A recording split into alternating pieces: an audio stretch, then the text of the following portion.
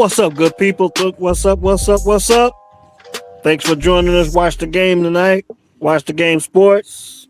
Watch the game sports. Game one is in the book, NBA Finals.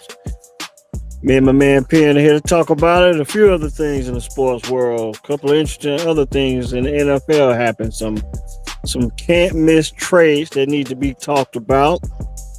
A couple other situations. Some local Bears news that have hit and from a local front that has a national impact.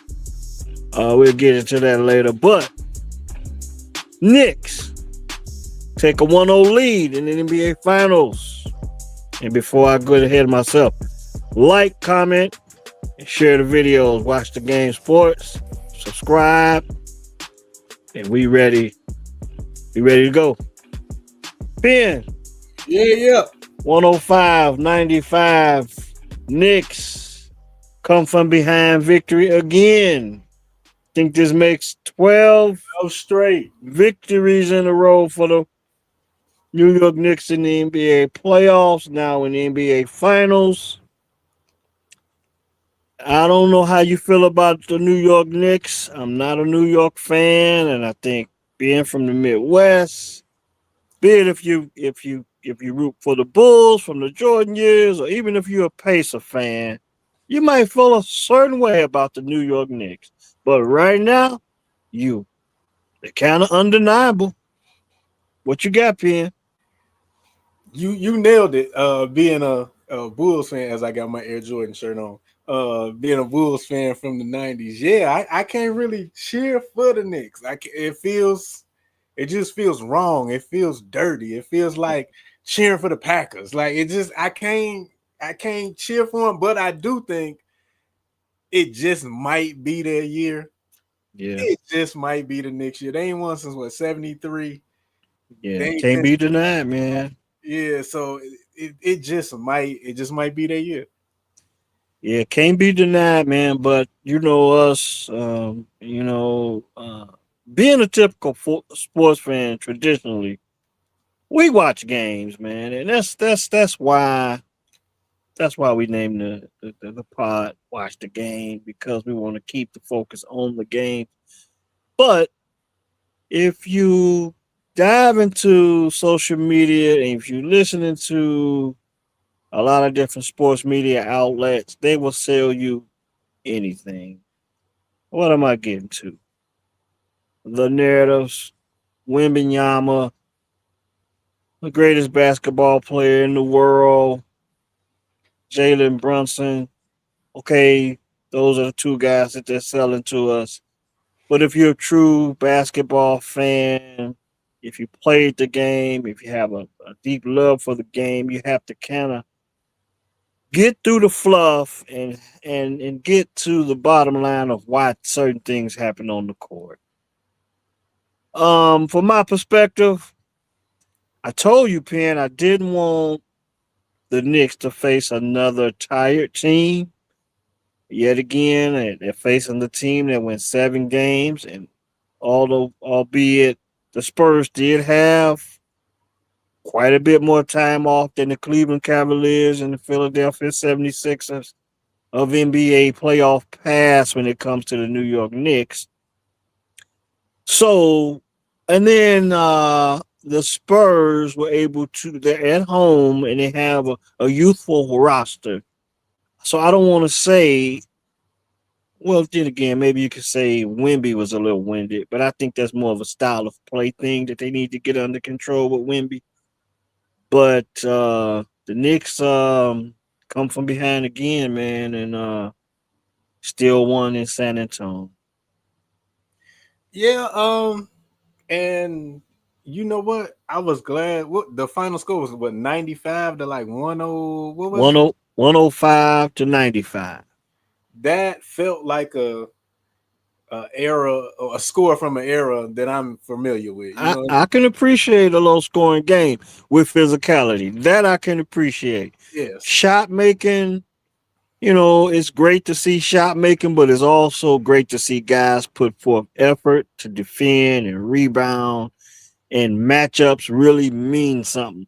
Carl Anthony Towns comes to mind with that when I say that.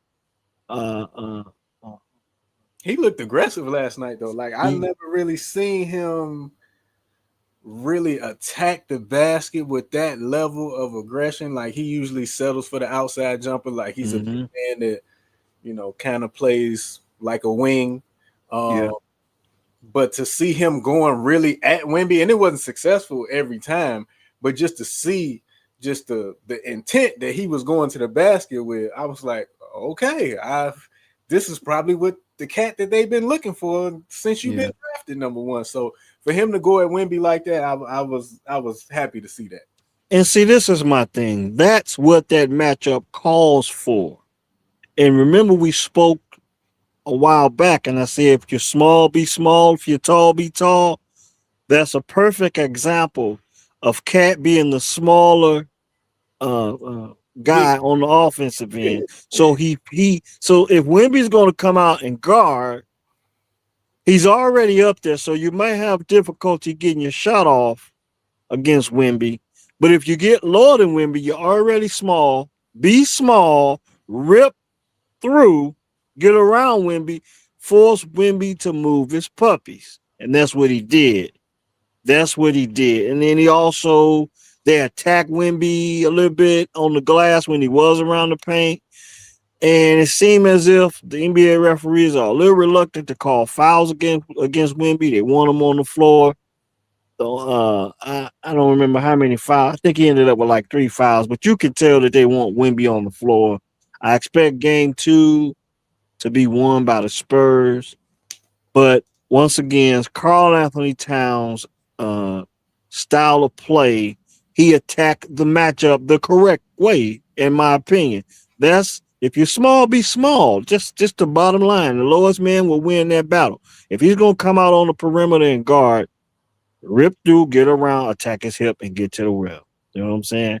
Wimby affects the game like no other we probably have ever seen on the defensive end. That's his biggest impact. That's his biggest impact. They could talk about the threes and the shot making and all the dribbling moves and in my opinion, that's when he's playing small.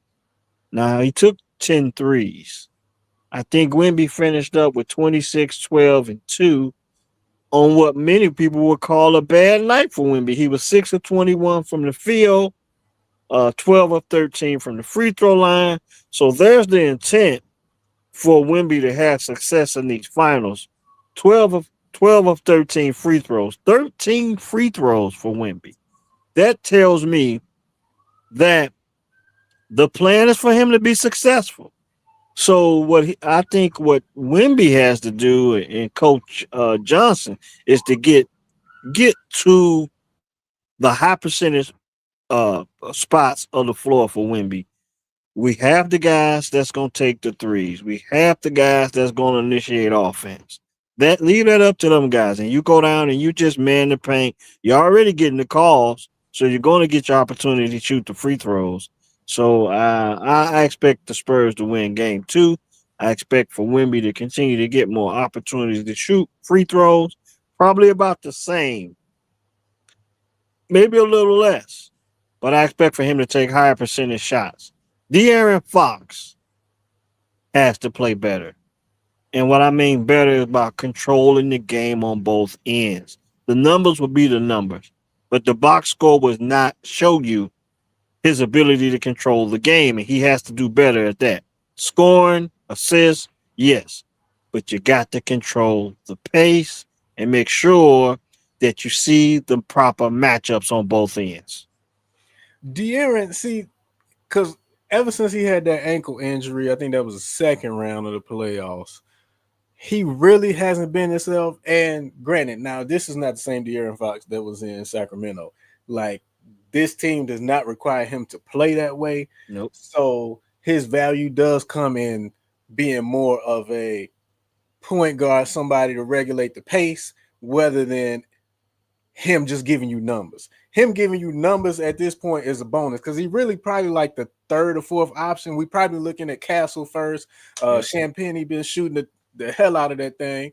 Mm-hmm. You got Dylan Harper coming off the bench. So De'Aaron Fox, his points kind of falling somewhere down the food chain. Mm-hmm. His value, what he's adding to the Spurs, is to control that pace because there's already questions about Wemby's conditioning and whatnot. We're gonna have to play a little bit slower when he's on the floor. When he's off the floor, I'm gonna have to push it a little bit more. But um, if De'Aaron can if De'Aaron can steal you a game, because we all know in these playoff series, like your star gonna get you 2 games, right? Your coaching staff probably get you one, and then a role guy probably gonna get you another game. De'Aaron Fox has the ability to get them a game, which they're gonna need, because I think this thing is going the distance. It's Mm-hmm. just which role players, which other guys come up with the win versus the opposing team. Yeah, exactly. Then when you look down the roster, Darren Fox, if he could calm the waters a little bit, control pace on the offensive end. Don't get me wrong, when you got an opportunity to run, you got to do so. But when you get into a half court, you first of all you want Wemby in the right spots. You got to get Wemby in high percentage looks. I seen a possession where Wemby comes down and I forget who they they they hit him. He was running the lane. They hit him with a pass, and he initiated the next pass, and it was a like 1-2 pass 3-point attempt, and he wasn't even in a position to rebound. And this is what I'm saying. Back in the day, they used to tell you don't shoot the jumper unless somebody's under the basket to rebound. Yeah, You see a lot of that in the NBA. yeah, The fundamentals are not really keyed in on in the NBA. And these are the things they won't really tell you because they're so busy selling you the face of the game, the greatest player to play the game, and ranking this player with that player instead of, giving you an understanding of how guys can be more effective on the floor. Wemby's more effective around the basket, be it on defense, scoring, or rebounding. Wemby has the special talent to put the ball on the glass on the right side and rebound it on the left side and put it in one motion. He's done it already. He's done it against OKC. You know, uh, I don't think we've ever seen that before. We've seen Mike go up and under the rim on the other side. We've seen the Doc go up and back of the backboard and do that. But Wemby, if you look back at these playoffs, that's probably for me, that's probably one of the biggest. That's probably one of the biggest offensive plays I've seen him make just off his sheer anatomy, just his wingspan. He covers so much. See, Dr. J was known for having big hands. Michael Jordan was known for his hang time and his acrobats in the air. Doc as well, but they they were a little different in a few ways because Doc was maybe a little smoother. I don't know how you can tell it, but you get what I'm saying.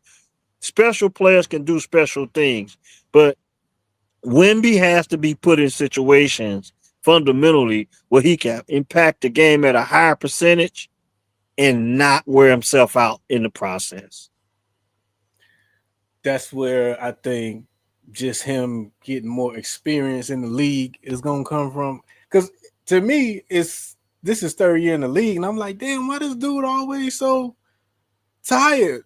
It looked like, but it may just be because he's a bigger guy. It's more energy for him to get up and down the floor. Like he's not particularly fast, so for Nope. him to Mm-hmm. keep up, he really got to be busting. He really got to be trucking to keep up with the pace of the game. But Yep. I would think this being year 3, it would be a little bit better than this, being that you didn't play the whole year of basketball at this point. But I mean, You that's making a great point for me. I got something to follow up. oh Keep going. well, Keep going. I didn't go ahead and threw the lob up to you to go. Oh, listen. The conditioning factor. This is it. You played the game, bringing the ball up, guarding on the perimeter. It takes energy. And if you're going to do it well, it takes a lot of effort, especially on the defensive end. So this is where I think Wemby is being wasted. This is where he's wasting energy. It's one thing to get a rebound and run rim to rim. That's what he should be doing. But it's another thing to get the ball off the glass and run the offense and also come off the ball and get to your spot. It takes more energy and effort to do that. You got De'Aaron Fox, you got Dylan Harper, you got Castle, you got guys to do that. If Wimby can just keep it simple, especially in the NBA Finals, because you cannot. You okay? I get it. You can shoot the three. That's great. That's what got you in the NBA. Your ability to do a lot of things. What's more effective in winning time? Rebounding, blocking shots, taking really good high percentage shots for Wimby. If he can master anywhere from 10 to 15 feet in, Patrick Ewing style, all right? If he would even develop, and it's probably would be even harder for him to do this, if Wimby could develop any type of sky hook, he would be unstoppable. Get to the high percentage points of the floor defensively, stay around the basket because they're letting him do it. If you watch these games, Wimby is illegal defense. He's in illegal defense. I don't mind it because I hate the illegal defense rule anyway. He playing a zone, like a hybrid zone. Yes, he is a one-man zone. If Wimby get under the rim and do this, he will cover the entire lane, you would have to think. Yeah. Okay? So, and I don't have a problem with that because I would like to see more effort and more strategy introduced into the NBA defensively anyway. I don't mind low scoring games. I need to see energy and effort. I get it. The three ball is sexy. But the variety of shot making and the strategic uh, uh, uh, game planning between coaches and players from game to game. I love a lot. I don't mind seeing adjustments. I'm not the casual fan. I love this game. And I don't mind seeing competitive strategy and guys with playing with better effort. And what the hell? If Wimby gonna sit in front of the rim, well, either you gotta make shots, or when he's off the floor, you just better take advantage of it when he's on the bench. Bottom line, he's a special player, 7'5", 235.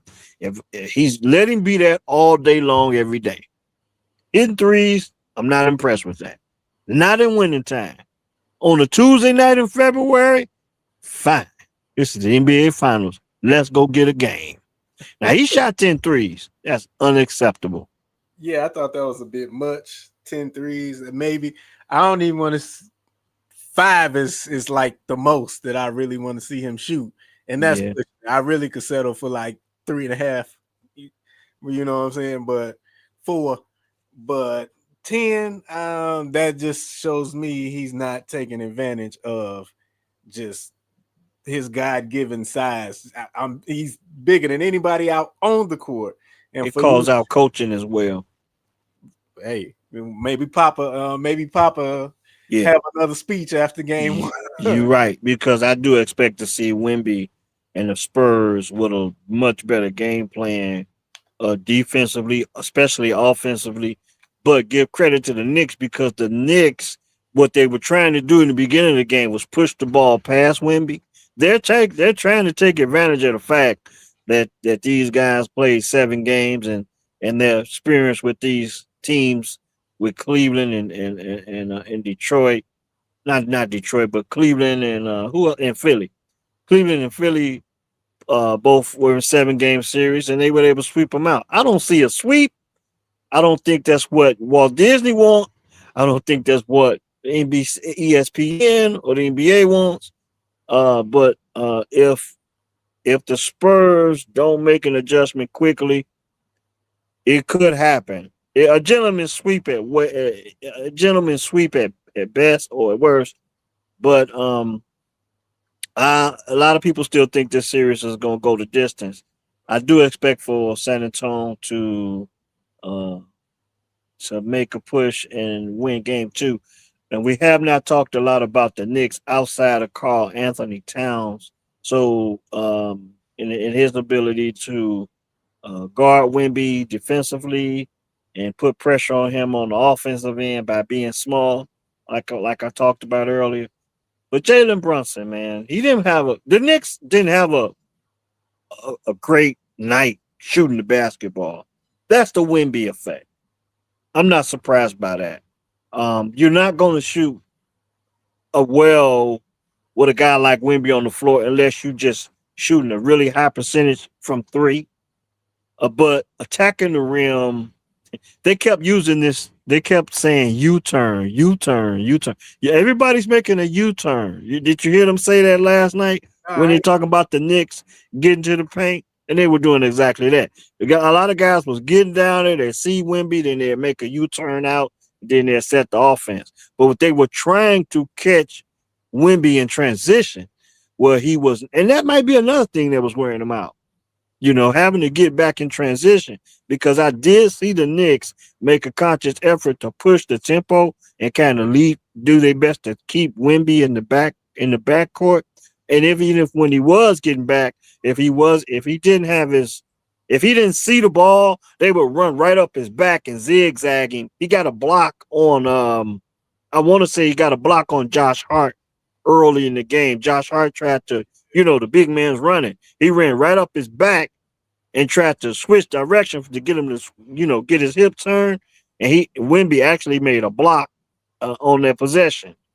But game after game after game, that will wear on Wimby. That's why getting back to it, De'Aaron Fox, if he could control tempo, and you could get Wimby to take better shots so that the defense can be balanced with the offense, if you know what I mean. Because if you take a bad shot, it will get your defense out of balance as far as the get back is concerned. You know what I mean? One of the things I think San Antonio gotta definitely adjust on is I think there was a stretch maybe in the second quarter, right when San Antonio had a lead and Jalen Brunson had just came back in the game after the knee injury. I think Carter Bryant was guarding him, and Jalen was able to find his rhythm a little bit against him. I think he ran off like 8 straight. That was kind of like a run stopper to kind of keep that game within distance San Antonio couldn't blow that open. I don't think Carter Bryant is the best defender for Jalen Brunson. Now, we just saw what he just did in game one versus James Harden, and we already know what type of defense that is. But he was able to be the engine to close that gap when they was down by 22. You can't, if he give Carter Bryant, baby, 2 buckets in a row, Stephen Castle, somebody else. I'm sending somebody else at him because I cannot let him go on these little mini runs to keep them attached to us because he has that type of ability. And like you just said, the Knicks didn't shoot the ball particularly well last night. But that stretch right there, that makes it even more important because they wasn't shooting the ball better. If they keep shooting the ball how they were shooting them, and you can go on and play your game. Champagnie was going. We just talked about Wimby didn't have a great game, but he was effective. Dylan Harper off the bench came in with 10 quick points in the first half. Like, this can maybe stretch that lead out where maybe the Knicks don't have enough firepower to come back. But you gotta put the lid on these Jalen Brunson runs quicker. And from here on out for the rest of the series. Yeah, I mean, being up they were up 14 points at one point in the third quarter, and they allowed the Knicks to come back. And that's what I'm saying. I can't say it enough. De'Aaron Fox or someone has to say, look, guys, coach, player, somebody. Sean Elliott, Bruce Bowen. You cannot give up a 14-point lead in the NBA. And I know it's going to happen because the capacity of the athletes on the floor, 14-point lead is not a lot in the NBA. But when you consider time and situations, you have to, when you're up by that many possessions, you have to value possessions even more and kill clock. You got the strategies have to change. I mean, I know it's entertainment, but at what cost? And now it's the cost of being down 0-1. Now you're down 0-1. Yeah, and the Knicks feeling like, hey, we did it again. This is what we do. This is what we do.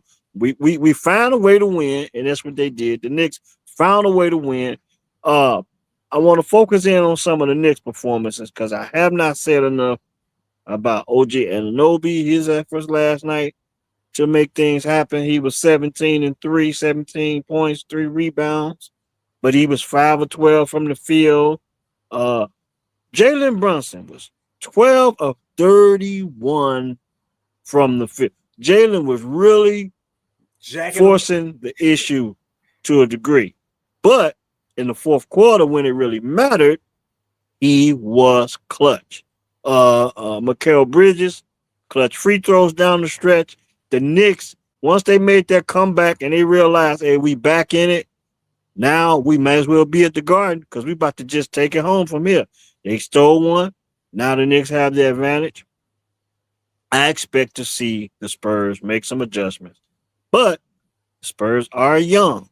And the one thing I didn't mention last week when I meant to talk about the championship experience of Jalen Brunson.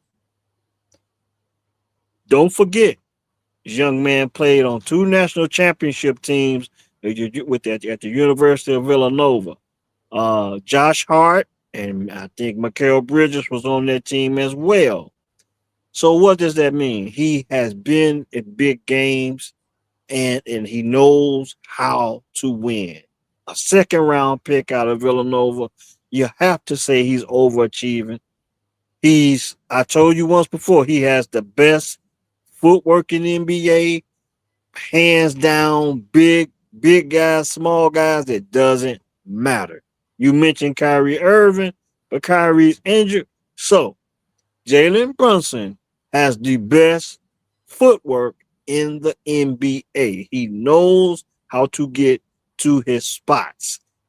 Perimeter, post, it doesn't matter. Now, who's going to make him work on the defensive end? That's another adjustment that the Spurs need to make. If we can't have Wemby shooting 10 threes, we can be more effective on the perimeter by putting Jalen Brunson in some situations, maybe a pick and roll, maybe some isolations.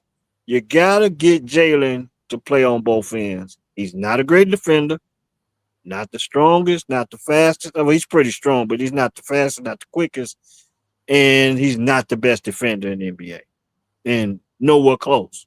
So you got to get him in situations where he's going to uh, be a defender.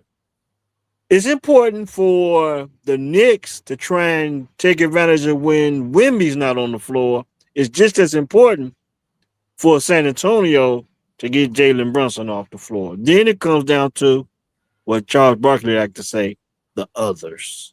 Who's stepping up in those key situations. Yeah, like I said, when the other's gonna have to win you a game, but right now Knicks up 1-0, stole the home court advantage. So we go. I think it's going 7. I know we. I think it's gonna go 7 because that's what Walt Disney want. And I'm trying not to watch this NBA Like finals. with narratives in Yeah, mind. I'm Yeah, trying it's to watch it's it just hard not to do, especially when we're gonna converse. yeah. But you can't deny yourself. You know what you're looking at. You played the game. I played the game a little bit. I coach the game now, and I always look at things from a fundamental perspective, and I try and look at what can this team do to be better or affect winning, and that goes on both sides because I don't have a dog in the fight here. If I had to pick, if I had to say why I wanted a certain team to win right now, it would be the Knicks because I remember Jalen Brunson in high school, and is a compliment to his dad, Rick Brunson, Yeah. working extremely hard with his son and getting him to buy into the fundamentals of the game and get the most out of his abilities. So if I had to cheer for anything, that would be it. That would be it. Especially with Father's Day coming around the corner. Okay? All right. So if I had to pick a narrative, this just me. I'm cheering for the Knicks because it's New York. They haven't won a championship in a while. But if I'm saying, just based on narrative, that's the one narrative that I can be like, okay, I can cling to that. Because as far as Wemby's concerned, and this one of the greatest, the best in the game, I just see so many fundamental flaws with him.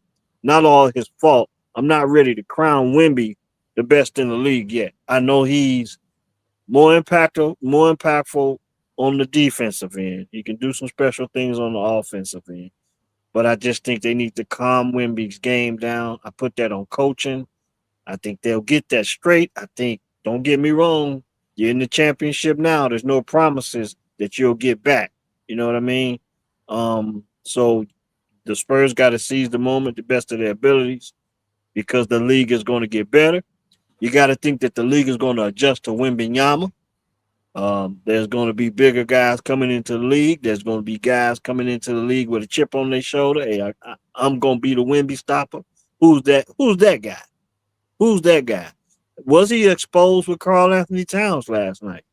I mean, is that going to continue? So obviously, Wemby has work to do, even on both ends on the floor. So I'm not ready to crown him to be the best player in the league. I don't really have an opinion when it comes to that, but I don't think it's Wemby. I really don't think it's Wemby.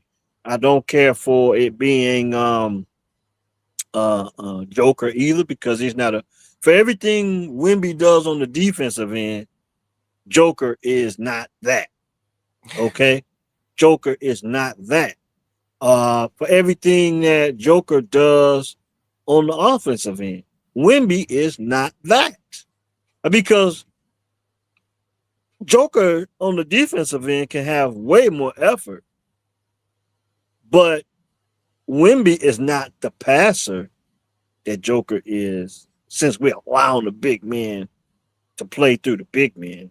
Wemby's not that. So you cannot say he's the best player in the game. So I have some deficiencies on both. I have a hard time with this face of the league and best player in the league stuff because, man, I've seen some of the best do it. And I just think we have a high standard as fans. We just have higher standards, and we just not me and you both. I think I'm beating the table for you two. I don't think we ready to relinquish uh those prestigious titles, the GOAT and the best player in the game, without looking at the entire game itself of the entire makeup of the athlete that they're trying to put in those positions. Yeah, but we gonna be the last of a dying breed Oh beating that. well, I got that. Yeah, Yeah. because somebody like Woods, when he get 10, he'll be like, Wemby was the best. First of Yeah. all, he's a foot taller than Michael Jordan. That's Yeah. the stuff they Yeah. gonna be saying. And when he say Yeah. stuff like that, I'm like, bro, you gotta go stay with your relatives tonight. Yeah, I got you. But shout Yeah, out to man. the NBA and the entertainment value. They had the finals written on. It was on the floor. They had the trophy Yeah. back on the floor. It looked like the NBA Production look finals. good. Yeah, so I'm gonna Mhm. give shout out to Adam Silver for finally getting that right. Now, if we could get that through the rest of the playoffs, I'd be really on board. Yeah. Now I'm not going to allow, I'm gonna say it again. These two teams were in the in-season tournament championship game. Same two teams. Knicks won that in Vegas. Look, at some point in time in this series, that's going to be a focal point because I believe that the sports nerd himself is going to make sure that coming down, no matter how this playoff, no matter how these NBA finals play out, they're going to take the opportunity to plug the in-season tournament. And this is just me thinking like a sports nerd.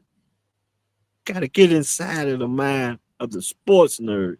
Got to kind of stay ahead of them. And I think that's what's about to happen. They're going to push going into next season. They're going to be pushing really hard on this in-season tournament, and to have these two teams in the finals that will play for that championship. They're going to try and put prestige behind this going into next year, basing it on the in-season tournament. Mark my word. I think I'm pretty good at these things. I think I have a hunch, and my hunch is pretty good with these type of things. Okay, I got San Antonio winning game two. Yeah, yeah, Other things in sports, and then we're gonna wrap up a little bit. So, football, NFL is always a good time to talk a little NFL and with all the things going on in NBA. The NBA Finals is the biggest thing going today. But the NBA, just before the finals kicked off, they snatched the headlines.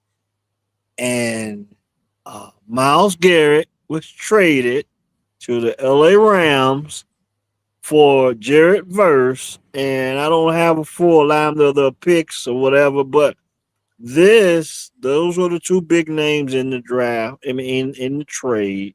I think but the Browns get some draft picks along with Jared Verse, and I think all the Rams is getting. I think they're just getting Miles Garrett. So, man, Rams making a push and getting nasty again on defense, knowing that they got to compete with the Seahawks in the same division, the 49ers, and who else is it in that division? Arizona Cardinals. The Arizona Cardinals. I don't know who the hell the coach or the quarterback is in Arizona, but LaFleur's brother, Green Bay's brother. What's Matt LaFleur? I forget. okay, yeah, you're right. You're right. I don't know his first name, but LaFleur is the coach. I think we did talk about that when that coaching cycle was closing out. I think he was probably one of the last guys to get hired. Yeah. But yeah, man, what you think? The Rams picking up Miles Garrett and on the Cleveland side, they picked up Jared Verse, but one thing about Cleveland is you know what pisses me off about Cleveland. I've been listening to a lot of Cleveland sports talk lately because of the Cavs. Most recently being in the Eastern Conference Finals, and the reports in I guess the voluntary training camps is that Deshaun Watson is looking pretty good. Now he's competing with that popularity of Shador. But this is what I don't like. Deshaun Watson was a proven can't miss talent coming out of Clemson. He's had his issues, be it as it may. He's had his issues. But this is my point. Cleveland. If Deshaun Watson is playing well, and it don't matter because it don't matter until the season starts. Why it seems like the Cleveland sports media, I don't know, I can't call the the the the, the the personalities out right now. I'm gonna have to do a better job at that. But it seems like they're not like, we don't want him to play well. We want Shador to play well. We want to see what we got in Shador. Look here, man. For a franchise that has not won, and then you let one guy get away in Baker Mayfield, however you may feel about Baker. And I think Baker needed a change of scenery and to be humbled. And I think that's been a part of his success as well. But if Deshaun goes out and balls out, what difference does it make? And it gives Shador the competition that he needs. And then so if the competition is there, one's going to outplay the other. At the end of the day, you got the draft picks to make a decision on the position. I just don't like how the Cleveland narrative. I don't like how they're. I get it.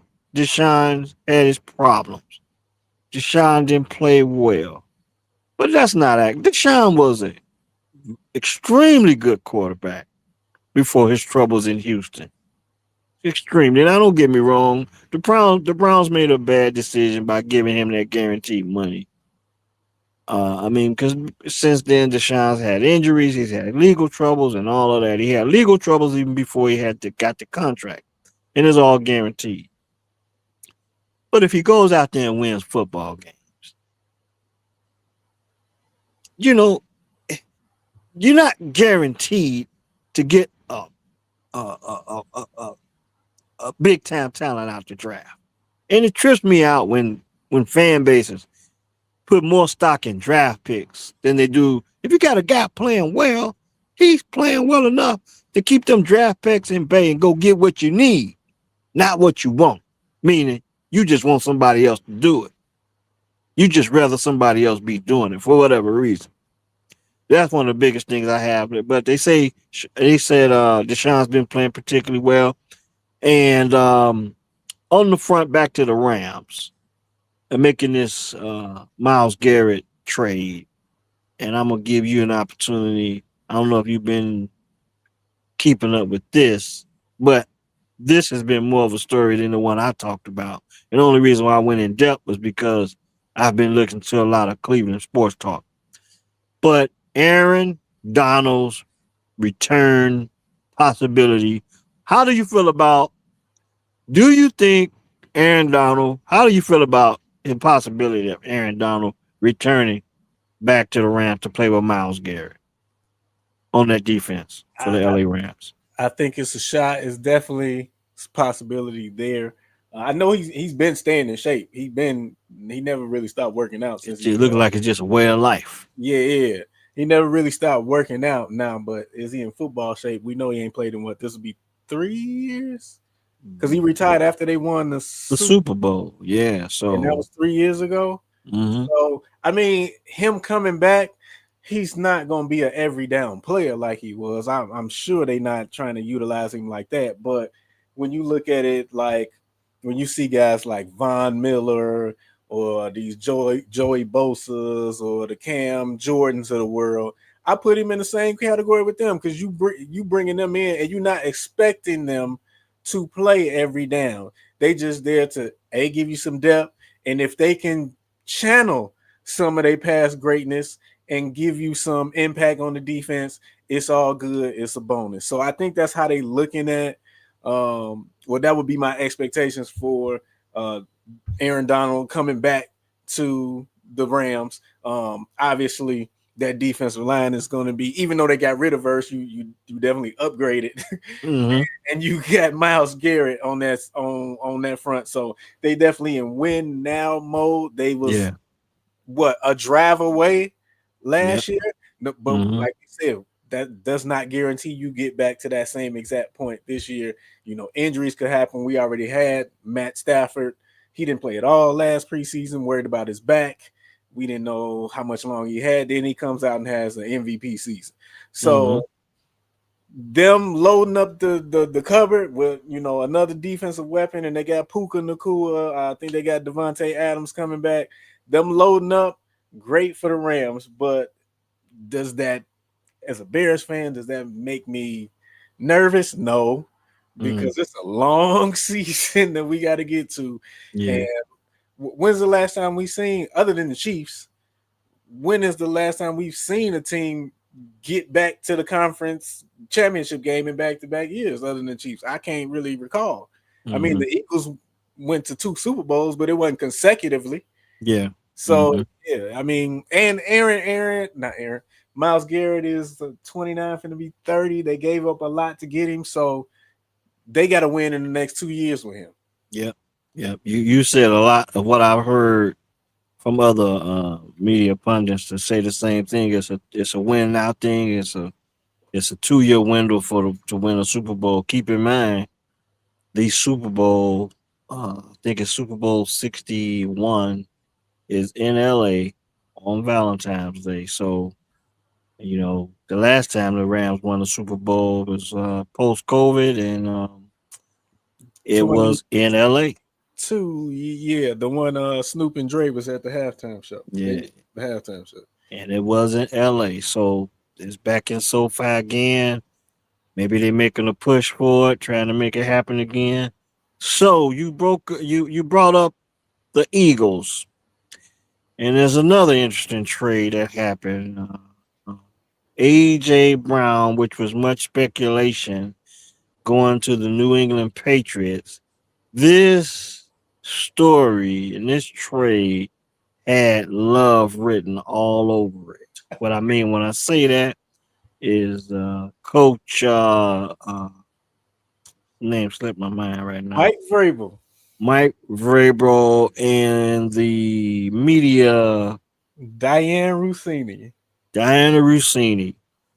All of the speculation was that she was putting out stories, and what does she know about this AJ Brown, and she's setting AJ Brown's stories up to make it a little easier for the New England Patriots to make this trade. Nevertheless, the trade has been made. I've heard Stephen A. criticize Jalen Hurts, and everybody knows maybe the relationship between Jalen Hurts and AJ Brown wasn't perceived to be the best. It's sour because remember they was dogs. They was boys.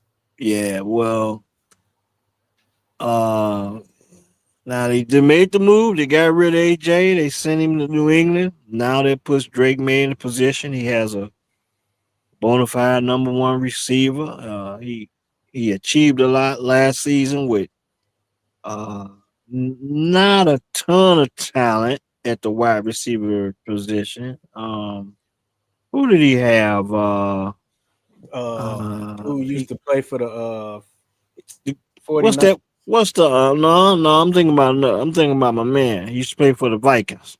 Now he went and he was with Cardi B. Oh, Stephon Diggs. Stephon Diggs. See, Stephon I guess Stephon was his best possible playmaker on that offense. But Stephon was bringing in media attention. I guess they really didn't care for. And AJ Brown, his relationship with Vrabel being in Tennessee, he's been reunited, and he's already had the opportunity to report to a voluntary camp. And he said, I'll make a long story short. He said they asked him how did he feel. He was like, "Man, I'm a New England Patriot." Like he was really looking forward to getting the hell out of Philly and really feel good about being a Patriot. The NFL just before the NBA Finals smashed the headlines with these two trades. Um, I don't know how effective. I know AJ Brown gives Drake May a bona fide number one, but how much better is he gonna make the New England Patriots?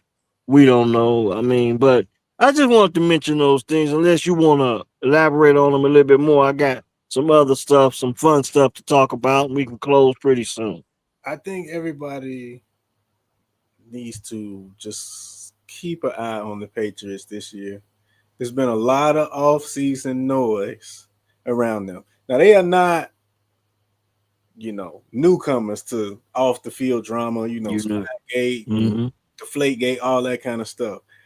But I think there is something to be said when you doing that with, and you know how I feel about Belly, but when Mm-hmm. you're doing that with Belly and Tom Brady at the helm, because Mm-hmm. those dudes is psychopaths when it came to being great Yeah. versus you got Drake May. This is his third year. You got AJ Brown coming in off of being disgruntled. Mm-hmm. He wasn't getting his touches. Now he's coming in working with a younger quarterback. You got the head coach coming in. I mean, it's quiet now, but this story ain't going away because it ain't really been concluded. So I think it's going to be a lot of eyeballs, and people need to pay a lot of really put New England under the microscope because they had that great record last year because they played one of the easiest schedules in the league in NFL history. This Mm-hmm. year, they're playing a first place schedule.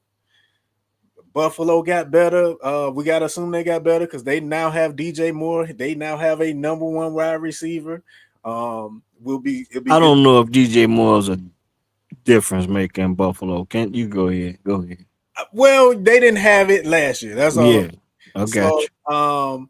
put it like this: I'd rather DJ Moore be with New England and Drake May versus AJ Brown. Yeah, I think I that's get you. a better I fit. get you. So yeah, we just gotta just keep our eye on New England. If they don't make the playoffs this year, I wouldn't be surprised because it's just too much going on, and you The don't have the the schedule, the off yeah, the field distractions that lead up to the season. Yeah, you're right. don't have them two pillars, Brady and Belichick, there Yeah, to get yeah. through. Well, and it's safe to say that the New England Patriots played well through adversity under Belichick and with Tom Brady at quarterback. They played well through adversity at uh, through the years. Um, Fun fact, and it was brought to my attention by my man Will the Thrill Bates. He sent me a message and he said, "Hey, I had already knew, but everybody making a big deal, man. Caleb Williams on Madden 27. He's the cover guy. Caleb the Nail Man is what I want to call him. Iceman, He's the cover. He's on the cover of the Madden. It's cute. not really a curse, a Madden curse. I think the Madden curse is That's kind of probably falling been off. Yeah, it's probably been taken care of, but it's bringing a lot of attention to the Bears. I don't make a big deal of it because coming off suspension and still being a little, how can I say? I just need to see more with the Bears. I need to see more winning. I don't give a damn about Madden covers and stuff like that. I just need to see more winning with the Bears. Yeah, I don't know if I ever be on board the way I was before, prior to my suspension of suspending my fandom. Now I'm looking at everything through a real lens. So the Madden cover don't move me, and I'm having a hard time explaining these my fandom to my other Bear fans. I think you understand it, but I'm having a problem explaining these things to my man like Will the Thrill Bates, and I'm not all in, and I just need to see more. So I'm not impressed with Madden covers. How do you feel? I guess as a Bear fan, it's cool as a Bear yeah, fan. Our quarterback is on the cover of Madden because for whatever, however you want to feel, the Bears ain't had a quarterback and they've been looking for one for a very, very, very long time. yeah, At least this guy at this moment for right now looks like he could be the answer to what we've been looking for all this yeah. time. So if we stay in that moment, it's cool to see. Those playoff stats don't say that, but go ahead. Oh, yeah, because 3 picks. But Five, oh no, I'm talking five. about in the game versus the Rams. That's Well, what I he was. had five in the playoffs, Yeah, five yeah, yeah, interceptions. yeah. I'm just talking about the That's last. why I say I need to see more. Go Yeah, ahead. three picks in that last game. But I'm more concerned. Like it's cool he on there. I'm more concerned about the gameplay on Madden. They got the trailer reveal coming out in about an hour and a half or so. I'm more Yeah. worried about that than who's actually on the cover. It didn't matter if they had put. I'm trying to think of a team I hate. If they could have put Jordan Love on the cover, I'm still getting the game. So Yeah, yeah. it Hmm. really didn't matter to me. Yeah. Okay, I get you. Last but not least, okay. Oh no. Let's keep it on the biggest information in the video game world that I'm ready to drop. Way bigger than Caleb Williams being on the Madden cover. It's college football. Is the announcement of NBA, I mean, if the 2K college hoops. When it comes to video games, that's what I'm excited about. When is the college hoops game coming out? I don't give a damn about Caleb Donnell Man Williams being on the cover of Madden. The Bears have work to be done on the field. They have work to be done in the front office. And that's what I want to talk about next. So, Will the Thrill, one day you will understand my fandom. You still my dog.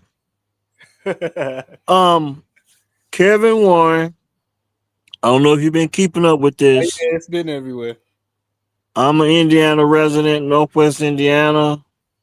Everybody slinging mud one way or the other.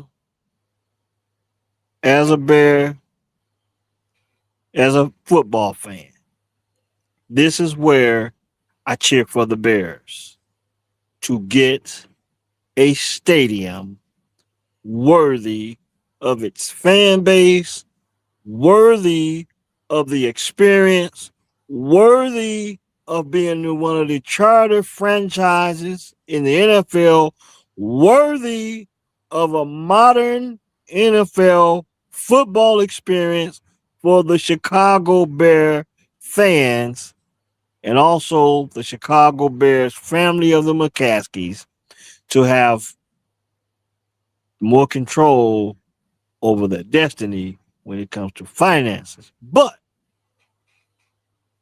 they making my man Kevin either Kevin Warren is making him look bad or something ain't right, man. But look, Kevin Warren's been taking a lot of heat with all this. They saying that this Indiana stuff was a farce. Indiana representatives continue to say all the right things. Um, I listen to Bernstein. I don't know if you're familiar with Bernstein. Dan Bernstein. He has a channel 312 Sports. Dan Bernstein used to be on the Score. He's no longer on the Score. He's on 312 Sports. You can find him on YouTube.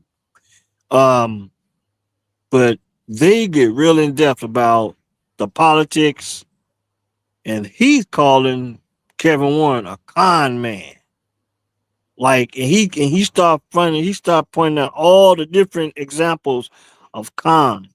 And the speculation is he's asking, why is Kevin Warren, why hasn't he been fired?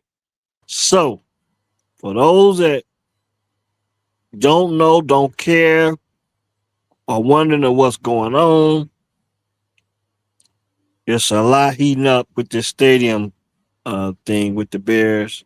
And me myself, I just want to see the Bears fan base get something worthy of a great experience on game day. And like I told you again, I believe that in the near future, going to a Bears game, I believe I want him to go to Arlington Heights. Let me make that plain and simple. Being an Indiana resident, I'd rather see him in Arlington Heights because I believe the experience would be better. I think I talked about all the experience and stuff in the past. I'm not going to go over that again. But Kevin Warren is catching heat. How do you feel about this? I don't know if you've heard, Yeah. but I think that once this deal is done, one way or the other, I think Kevin Warren might be out in Chicago, just like he was out as the Big Ten commissioner after he set Yeah. the Big Ten up with with some television deals, and they kind of realigned the Big Ten with the Pac-12 teams coming in. How do you feel about that business at hand with the Bears and the stadium deal, and how the your opinion of what they may be saying with Kevin Warren being a con man and maybe he should even be fired? Well, I kind of take a little issue with that. I don't think Kevin Warren has delivered what he has come here to do on Mm-hmm. all of his fronts. Now, I think uh, two of his tasks was one to make the Bears more of a modern organization and how they do things up at Hallis Hall. I think he's done that because I don't think the Bears get Ben Johnson if Kevin Warren is not here. I don't think Ryan Poles may have wanted to make that hire, but I don't think George McCaskey and them would have opened up the checkbook without Kevin Warren being in place to say, hey, this is kind of the way you got to do things if you want to be elevate your franchise and be where you should be looked at across the NFL as the charter franchise Chicago Bears. So I think he did that. I think he got Ben Johnson here. He has not delivered on the stadium yet. Mm-hmm. I think he will, but I think a lot of this goes back to I don't think the Bears, and I'm talking about McCaskey's name again. I don't think they really wanted to leave Chicago proper. I don't think they wanted to get up out of there. Then, because if you recall, when they first started this thing, they wanted to build a new stadium on the lake. Then they brought Arlington Heights in as a leverage play to try and get the city of Chicago to play ball. Then when Chicago didn't really want to play ball, then Arlington Heights kind of came up, by default, became the number one choice. Then Arlington Heights, it was some hiccups there. Then they bring in Indiana to kind of have some leverage. And then it's looking like Indiana's just been there for leverage all along, because if Illinois is telling you they can't do it and Indiana's saying we can do it right now, and you haven't made an announcement, I think that came out maybe 3 days ago now. Mhm. It's almost been a week, a whole business week, and we have heard nothing in regards from the Bears, whether we going to Indiana, whether we still looking at options. They haven't really said anything. So I think it's a lot of emotional tugs being going on behind the scenes. I think it's something with the actual family that they not really sold on Arlington Heights 100%. No, And I think Indiana's that a I complete think they no-no. sold on Arlington Heights. I just think they're looking for the tax breaks that they need. Because Well, what Arlington Heights gives them is land. They bought the land bought the land 3 years. years before they even hired Kevin Warren. So I think Arlington Heights has been in play for a long time. I ultimately think that's where they want to be. I just think they don't want to pay for it. You know Well, what I mean? it's that too. Um, It's that too. because they bought the land years ago before they brought Kevin Warren in, and I think they put Kevin Warren at a disadvantage by either putting him in a position where they already bought land, where they got a timeline on trying to get it done quick, fast, and a hurry. He was brought in here to do and get this deal done. And but what the Bears are saying, like, we don't want to spend all our money getting the stadium done. So I believe Arlington Heights is where they want to be, because I just think they want to be. It's been well documented. There's no space in the city for the Bears to capitalize. It's not just about a It's football it's stadium. yes, it's landlocked over there. It's Yeah, not parking there. Yeah. it's about a lot of other things other than just football. It's about the fan experience is one thing, the other streams of revenue and having control of those streams of revenue is another. So and I don't think they have that leverage in the city. For one, there's a lack of land, and if they stay in Soldier Field, they don't own it. It's just time for the Bears to move into a position like many other football, NFL, baseball, whoever Well, you pick it, especially football, because you're only playing 10 games in the stadium. So when you look at the bottom line is, let's have more control over the venue and the land and the ambiance around it, uh, entertainment, all of this. The Bears need more control of them things to be more modernized and to be looked at as more and being one of the charter franchises. I do think they deserve it, regardless if it's the McCaskies selling the team to that point.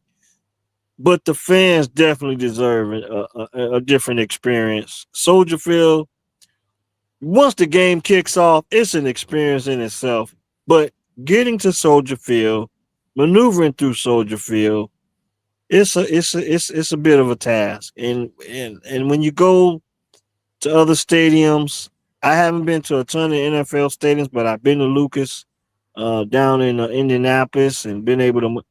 Come on, man, it's a night and day. I don't know if you had an opportunity to be in the other NFL stadiums, but we went to the Big House a couple years back at the University of Michigan, and I have to say that was a better experience than Soldier Field. I mean, You it's know what I mean? 20 minutes So football program in the land. What you did? yeah, the experience. I'm just saying the bottom line is that the NFL experience for the Bear fan has to be better. It Um, can't look good for them either. That the Chicago Fire. I think they owner, they Yeah. financing their whole stadium, and they got a McDonald's Yeah, to go you're with right. it. So it Yep. can look good for the Bears. Yep. And he's paying for this out of his pocket. So Mm-hmm. I'm sure, the politicians looking like, well, look what he did, and he got a Yeah. partnership. Y'all the Bears, I'm sure y'all could have got that partnership Mm-hmm. too, but Yeah. y'all over there playing. But let me ask you this: do The you Bears looking for a much bigger piece of pie than that, though. They're looking at having more control of a lot more things. Go ahead. think there's a world that exists where Soldier Field gets remodeled again? The Bears go play in Champaign for 2 more seasons, and then they come back, and it's the stadium that they want. If that happens, You still gonna have the traffic flow problems because it's still hard to get there. You still gonna have that, but you can have the new stadium redone. Maybe you work out a new deal with the city because right now I think they play $8 million a year for their lease to play there. Maybe they work out a better split or something. Do you see a world where that happens? Because right now they can beat it at Soldier Field of 2033, so they really not in a rush to get yeah. the stadium done. Well, I do, but if that happens, it's very slim. But if that happens, Kevin Warren won't be the man getting it done. He'll be fired by then. Because Arlington Heights has been purchased. What you gonna do with Arlington Heights? If you go to Indiana, chance they go to Indiana. if they go to Indiana, this is what I'm telling you. I think regardless, once this deal is done, Kevin Warren will be out of Chicago. Well, yeah, his track record, he don't really stay. Yeah, so he wasn't with the Vikings that long. Once he got the stadium up there, he went and took the Big Ten job, and then, like you said, once conference expanded, he got that right. Then he went on to the Bears. Yeah, and I'll be honest with you, we talked about this way longer than I want, so we can kind of wrap it up. But my take on that is, I want to see the Bears. I give more damns about that than I do about Caleb Williams being on the Madden cover. Okay. Yeah. Yeah. So if you want to know, if you want some real news, get a damn stadium deal done so that the crews, me, you, whoever. I mean, don't get me wrong. I've been suspended for a couple years, but this is one thing I want to get across to my man Will Bates as well as yourself. No matter how I feel about the Bears and Caleb Williams and how they tanked on Justin Fields, this is what I'm getting into now with my fandom. I'm looking for the fan experience to get with the fans, enjoy football. I'm not